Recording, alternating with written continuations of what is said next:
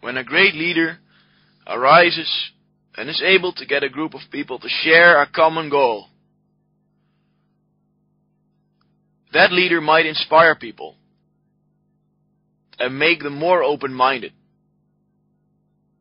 more likely to change. And this leader might make it so that great ideas will not be ignored, my friend said.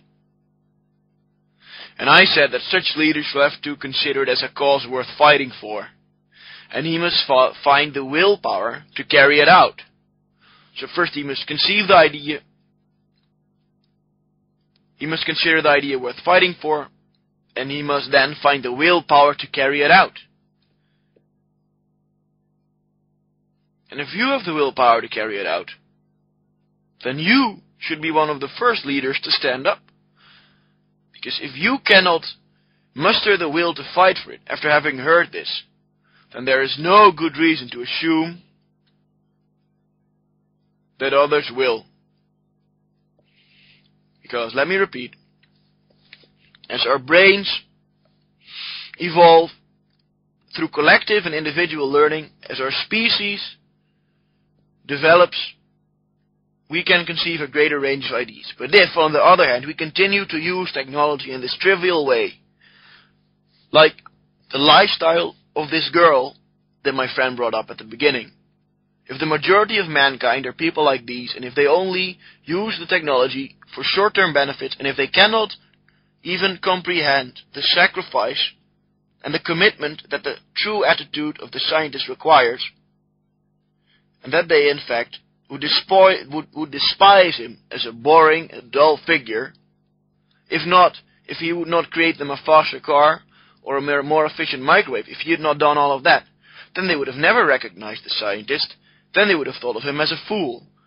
And this is not just an idea of mine, but we can find this even in Plato's Republic, where Plato describes how philosophers and thinkers in general, they are mocked by the bigger populace, because they cannot envision the commitment that a truly idealistic attitude requires. And people like these, people like the girl, they will continue to use technology and become more dependent upon technology, and as a result, their brain size will decrease. Yes. So if we continue to use science in this trivial manner, we will not evolve. No, we will devolve, so to say. Yes, we will become more simple-minded.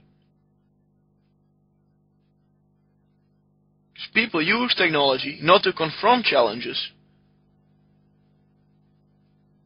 People seem to be more interested to be using science to decrease challenges. Attention spans are lower.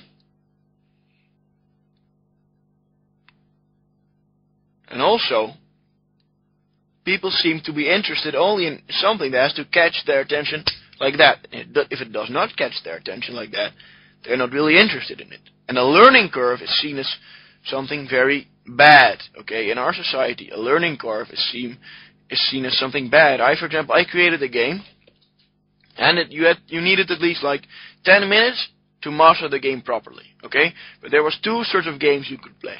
First, the standard game, and then the game that I created. So, the game that I created was more complicated, but also more fun than the standard game. But the standard game was easier to learn. It was more easy to master, because it only required you 1 minute, and the other one that I made required you about 10 minutes, maybe less for some. But it was also much more fun, because you had a lot more options, and there was a lot more strategy to it, and there was a lot more you could do. But most people did not want to go through the learning curve of the larger scenario, and instead went with the other one. Even though if they had persevered in the learning curve, they would have gotten much more fun out of their time. So they make decisions thinking that it will bring them more fun, but in the long run, the easiest route didn't even give them more fun. Instead, if they would have persevered through the learning curve, they would have had more fun out of the same time.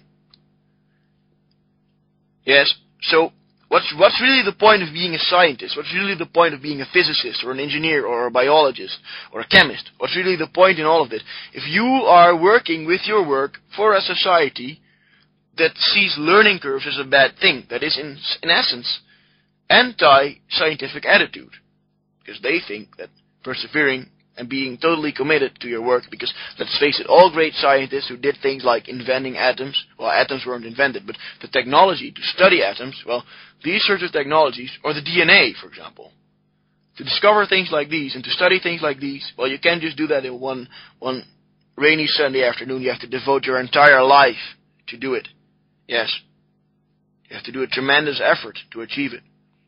And we live in a society that is hostile towards attitudes that require tremendous attitude, that require tremendous character, tremendous sacrifice, tremendous willpower. So, what's really the point of doing science for a society like that? And that's what my friend brought forward.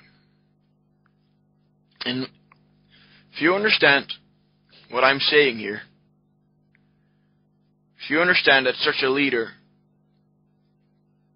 would have to first conceive the idea, then consider it worth fighting for, and finally he must find the willpower to carry it out.